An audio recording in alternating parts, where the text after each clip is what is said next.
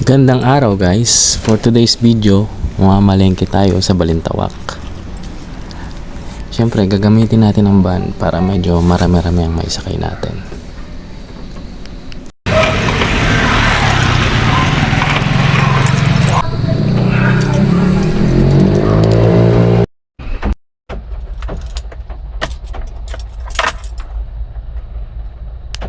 Siyempre painitin muna natin para maganda ang biyahe natin.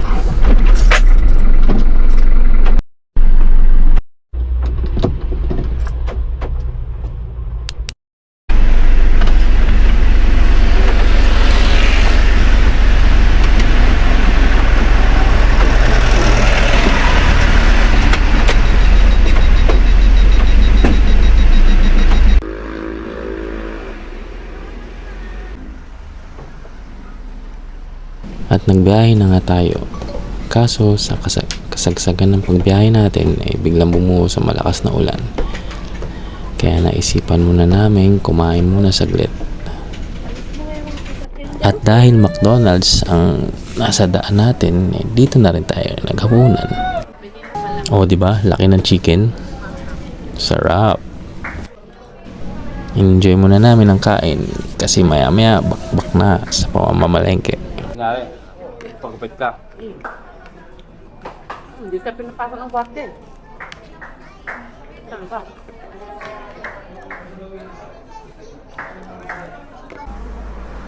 And diretso na ulit. At nakarating na nga tayo ng Juliana. Bali sa kabilang part to ng Balintawak. Bakas pa ang baha na dulot ng konting pagulan.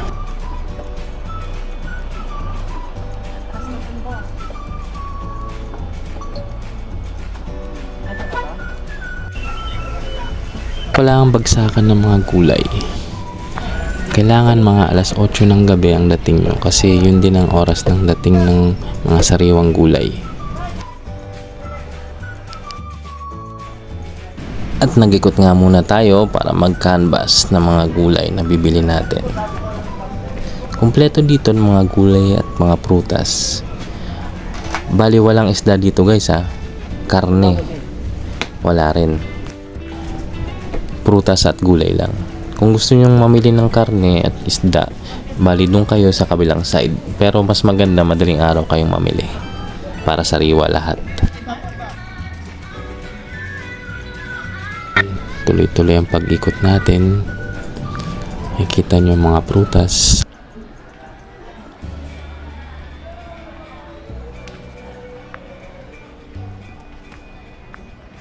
Ganyan siya kalawak guys.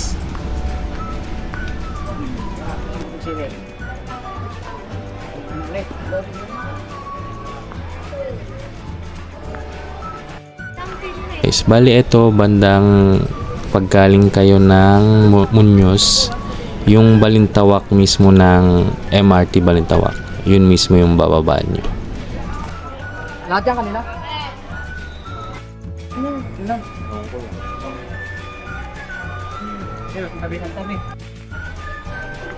Kaya nga, ang tagabuhat ko ang aking anak na sobrang lakas.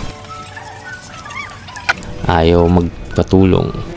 Kayang-kaya na daw niya, sumakay pa daw ako.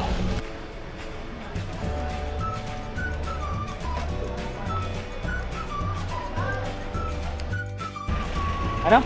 Sibuyas na? Oo, dito. Sibuyas sa kabawang. Hello. At inayos ko na ang mga pinamili namin. Paang.